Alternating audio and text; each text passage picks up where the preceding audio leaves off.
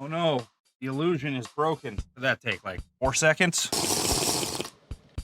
All right, look, this isn't even the real video yet. I'm just here to warn you that this video contains several references and depictions of murder and rape.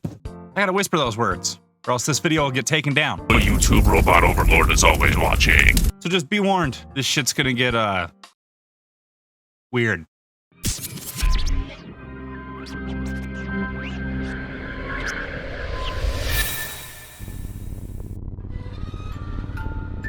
The Texas Chainsaw Massacre. I spit on your grave. Cannibal Holocaust. Nightmare on Elm Street. Black Christmas. Piranha. May the 13th. Halloween. The Hills Have Eyes. The Last House on the Left. This video's been hard to make because it's hard for me to convey just how utterly boring and shitty the original Last House on the Left really truly is. Now, this is nothing against Wes Craven. Scream is one of my favorite movie franchises of all time. The Hills Have Eyes is fucking horrifying. It's so good. Nightmare on Elm Street, more like a nightmare in my fucking real life brain. Jesus Christ. This movie is fucking terrible. It's not even like mediocre, it just sucks. Everyone always says some shit like, oh man, if you love Texas Chainsaw Massacre, you're gonna love Last House on the Left. And if you love this movie, that's fine. I mean, you're a fucking liar and you're in denial, but it's fine. I'm not here to try and change anyone's mind about the movie. I'm just here to give my opinions on it. I am not a film critic. I just like to pick apart movies for fun. For the fans. Mr. GG represent. What's up, bro? I fucking love Pick a Hand. Make more of those. Do more Pick a Hand. Please. What the fuck am I doing right now? Is anybody else weirded out right now by what I'm doing? What the fuck am I talking about? Anyways, before we watch this, I want to let everybody know that I don't think there's anything even remotely funny about rape. Or at least I didn't. Until I watched Last House on the Left. This shit makes a battered women's shelter look like a fucking Chuck E. Cheese. You'll see what I mean.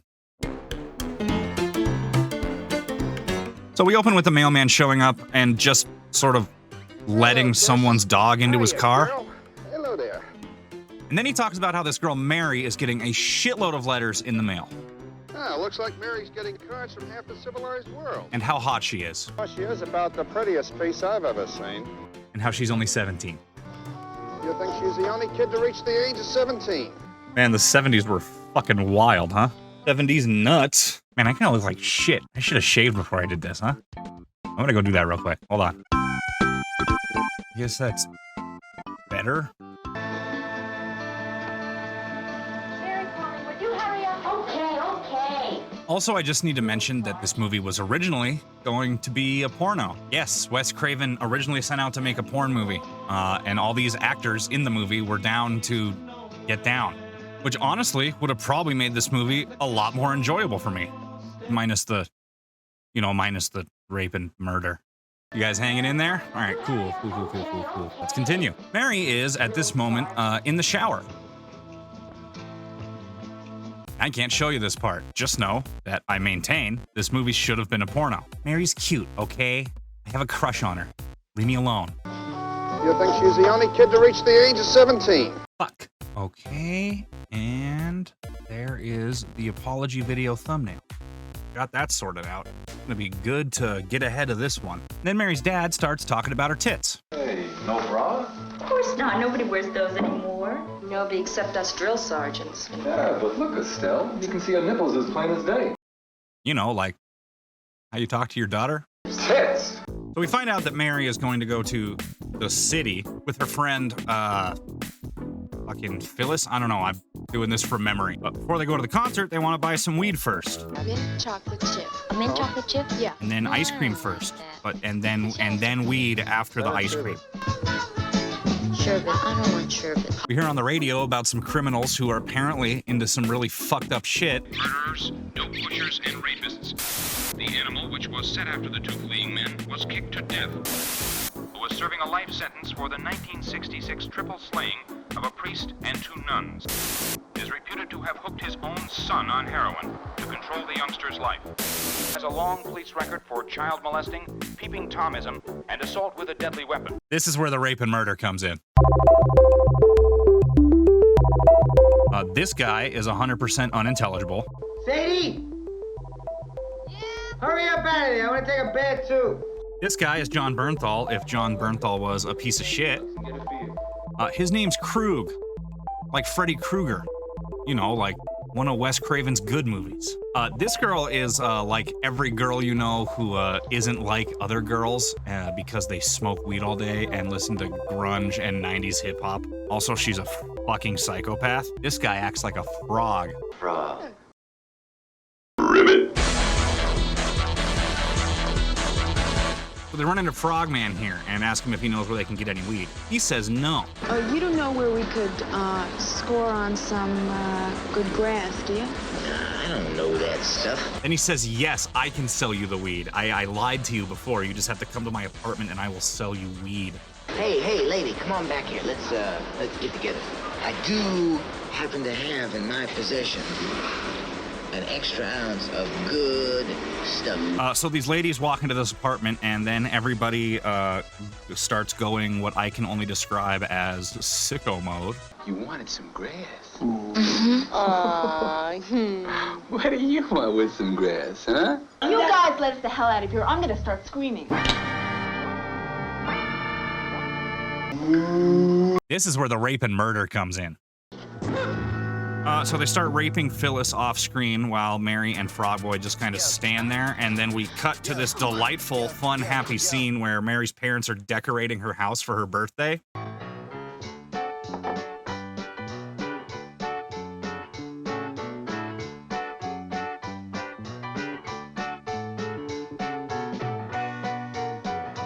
Oh, I forgot to mention Mary's parents gave her this peace necklace for her birthday, so... Here's a little something for you. Just a gift of time to love Oh, Dad. Or maybe it'll bring you luck. It didn't. Then we cut to these absolute fucking psychopaths kidnapping these girls, and even more fun and happy music plays while they're doing it. Okay, sweetheart, I'll put you right on top of your friend here. Take it easy. You're gonna hurt him. Yeah, okay, the both of you settle down. You got a long ride ahead. You gotta think. Someone sat down and decided this was the song that should play while two girls were getting brutalized. Let's have some fun with those two lovely children that are from as soon as we're done. Shit, maybe this song wasn't as terrible of a choice as I thought initially. Speaking of which, and this has nothing to do with the movie, I want you guys to listen to this Kid Rock song from the Osmosis Jones soundtrack real quick. Young ladies, I like them underage. See, some say that's statutory, but I say it's mandatory. I don't know. Do with that what you will. So we're about halfway into this movie, and I am reaching for things to talk about because it's so fucking boring. What I've shown you are the only parts of this movie worth showing, except for the titties. I can't show you those. Tits? What's this tits business? So what happens next is a whole lot of nothing. These psychopaths just sort of traipse through the woods, torturing these girls physically and psychologically.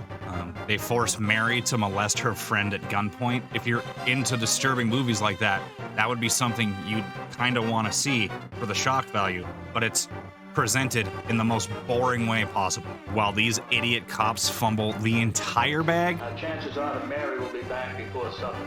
For the entire movie.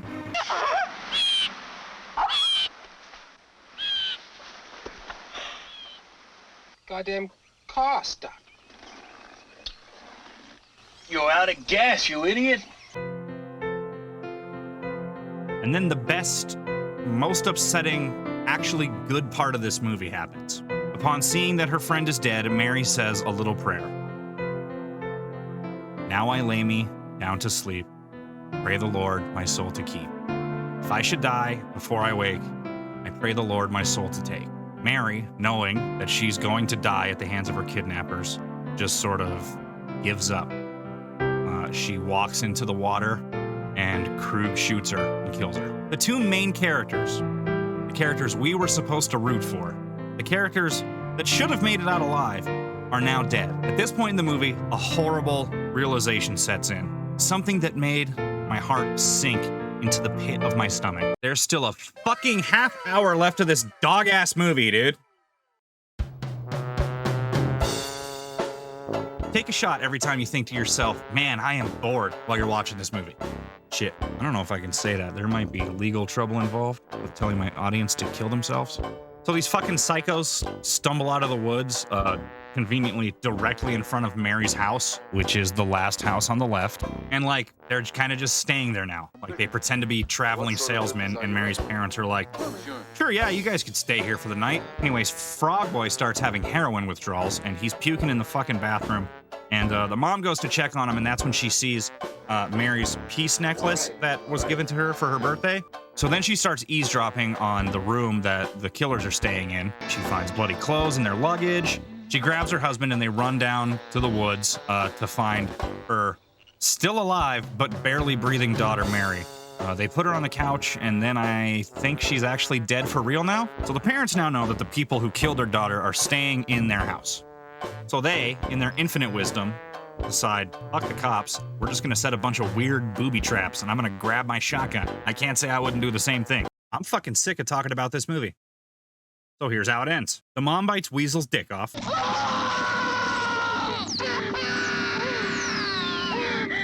Krug talks his son into killing himself. And I want you to blow your brains out. Blow your... Dad cuts off Krug's head with a fucking chainsaw.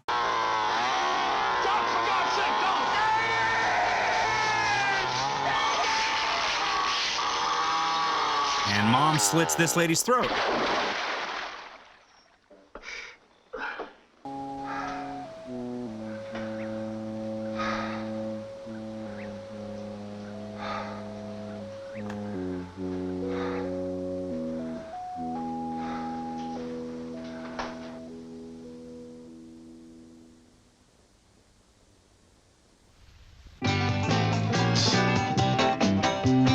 Whether you love it or hate it, there really seems to be no in-between. You must admit that The Last House on the Left is a powerful film. In my opinion, it may be one of the most important American films ever made. Screw Scream, this is Wes Craven's best. A tone of grim tension is maintained throughout, and it clings to you long after you've left the last house. How, you ask, could a person enjoy something like this? Bruh. Because it does what a horror movie is ultimately supposed to do. And I know that in the end, it's only a movie, it's only a movie, it's only a movie. This is why I don't trust film critics. Did we even watch the same fucking movie? What the fuck are you talking about? 1 out of 10. Should have been a porno. Thankfully, the movie's over. We got through it together, and I never have to talk about it again. It's a great story. Most of the audience now hasn't even seen the original. We're very fond of that story and film. Let's get somebody to take it to the next level. That was it. Give them the story, let them go do it. God fucking damn it. Late one summer, Mary Collingwood left her parents' lake house to meet a friend in town. 6 hours later, she was left for dead. Now what? I saw a house back there. On March 13th. Mary! Can you tell us who did this to you? They're here. From Rogue Pictures. Is he ready to do anything?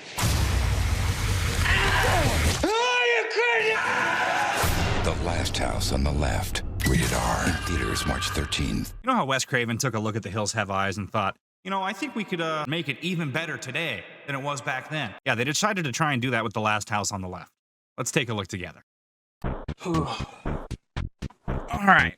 It's not a week later. What? Come on, dude. It's not a week later. I didn't put this off for a whole week. Leave me alone. So the remake was a movie. I have some thoughts. Jesse Pinkman is in this movie. So is Bert from Raising Hope. Oh, Lord. Won't you grant me an empty mayonnaise jar to piss in? I'm waiting for the spin cycle. I think this is the first time I've ever seen your meat whistle, Bert. I believe that's true. Not a fan. It's kind of weird to hear Bert say shit like this. You want to hear what I did to Mary? You want to hear how tight your little homecoming queen was? The super bad girl is here. Oh, that is $5.25. This chick was in Halloween Town, something or other, I think. Come on, hand it over. Oh, Zen. Hello? The acting is competent. The plot and pacing are way better than the original. It's not boring. Wait, is this movie Is this movie actually good? That can't be right. Hold on. But the content. How am I supposed to review a good movie? I don't really have anything bad to say about this movie. It's disturbing. It's everything that everyone says the original is, and more. I'll walk you through some things. I had to change my shirt because the last one had pizza sauce on it. So, fuck. Anyways, the remake changes some things, entirely for the better. The most noticeable thing, this time around is, that Krug and the gang are fucking despicable. Just complete assholes. Way, way worse than last time. This is how the movie starts.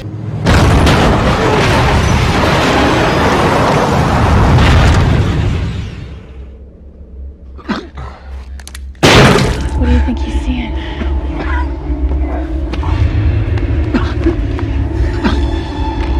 Something he'll never see again. This time around, Mary is a swimmer, as in she swims competitively, and her and her family are on vacation. Sweetheart, your time is perfect, okay? Time for vacation. She leaves her family's vacation home to go see her friend Paige, this time, not Phyllis, at work, so that's neat. And they meet Justin here, who is Frog Boy from earlier. Justin says that if Paige sells him a pack of cigarettes, that he will give her some really good weed. So she does that, and then they go to Justin's hotel room to generally just go and have a fun time. They smoke a joint, and they give Justin a makeover. And by makeover here, I mean they put him in a different shirt and touch his hair a little bit. It's a big improvement, Dustin. And then Krug and the gang shows up. Yeah.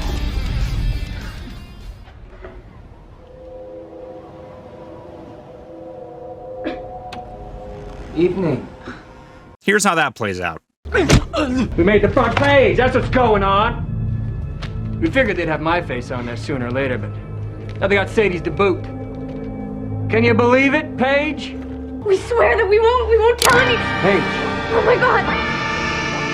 So after the Krugsters kidnap Mary and Paige and steal Mary's car, Mary does a little pro gamer move of her own and burns Sadie in the face with a cigarette lighter. This does not go the way she wants it to.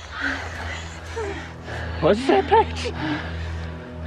Where did that come from all of a sudden? You can hit me now. No, honey. No, hit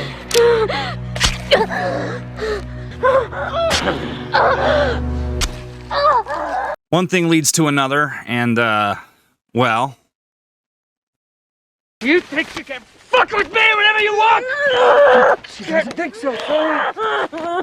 I'm not going to show you this part. I don't want to subject you to that, or force this scene on you for my silly YouTube video. I'm not a monster. Speaking of which, do you remember that super off-color thing I said earlier? I want to let everybody know that I don't think there's anything even remotely funny about rape. Or at least I didn't until I watched Last House on the Left. Yeah, this movie shoved my fucking words back into my mouth and straight down my throat. This is a 4-minute rape scene, and they show what I imagine would be a pretty realistic depiction of what it's like to be raped. And guess what? There's no fun, fucking frolicky music that they smash cut into to ease the tension that's been building up the entire time. This time, after Krug kills Paige and has his way with Mary, Mary doesn't give up. She says that she loves to swim. I love to swim. We're happy for you. And then smashes Krug in the face with a big rock and runs away.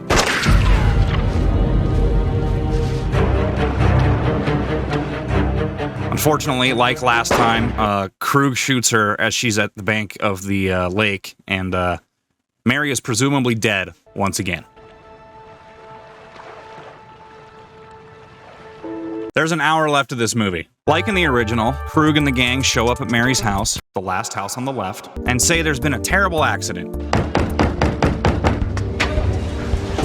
There's been an accident. Ah, man, Krug, that's crazy, because I just accidentally shot you 37 times in the fucking head with a gun.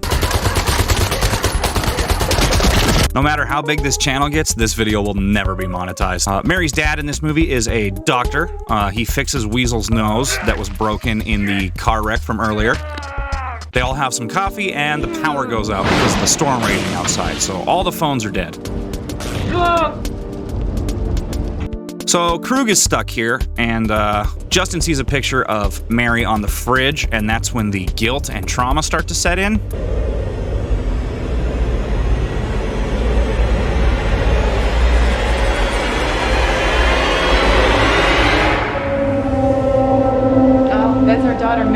He leaves Mary's necklace in the kitchen as like a fun little clue for Mary's parents to find.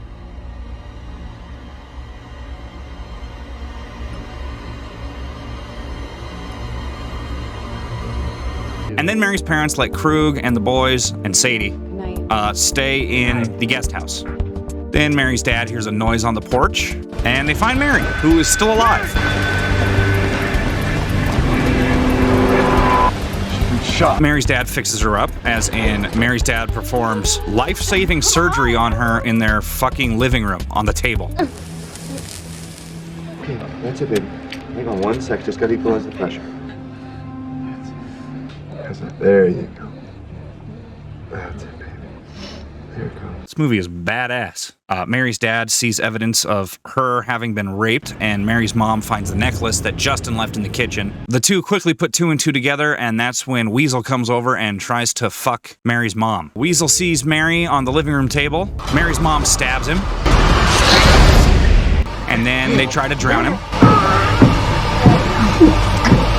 And then they put his arm in the garbage disposal.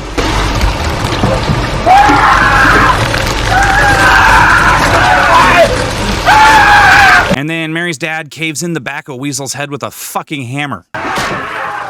This movie fucking rules. Our favorite power couple pops on over to the guest house, and Justin hands them a gun. Dad shoots Sadie in the shoulder, and we do a bit of roughhousing. And then Krug jumps out of the fucking window.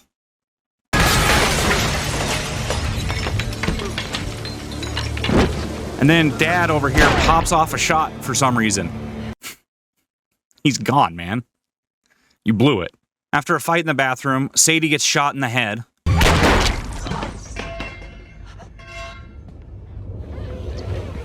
Tits! What's this? And the only threat left is Krug. Krug and Mary's dad fight until Justin walks in, big dick swinging with a gun.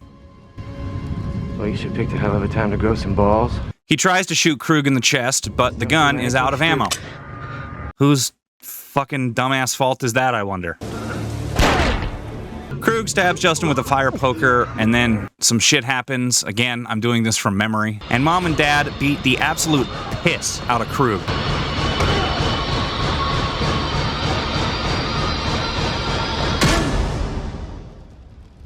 Mom and Dad leave for the hospital with both Mary and Justin. And they all lived happily ever after. Oh, and then this happened.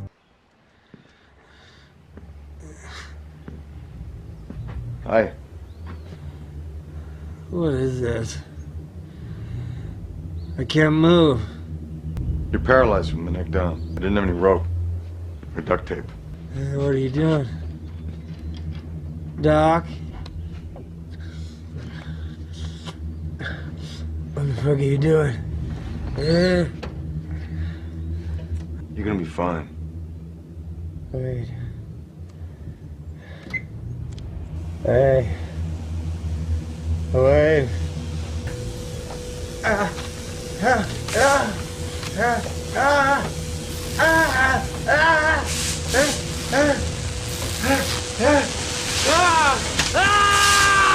This movie was fucking radical.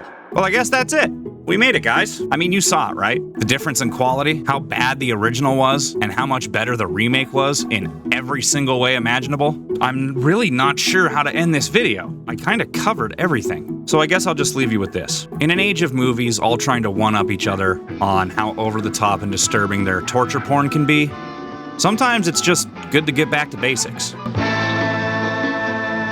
But not that far back. That's gonna be it for me, guys. If you like this video, be sure to leave a like. It really helps me out. I've been hitting the content creation hard lately, so be sure to subscribe because I have like 3 more videos in the pipeline headed your way for your viewing pleasure. As always, guys, I've been Carson, and I am out of here. We don't give a fuck about Carson.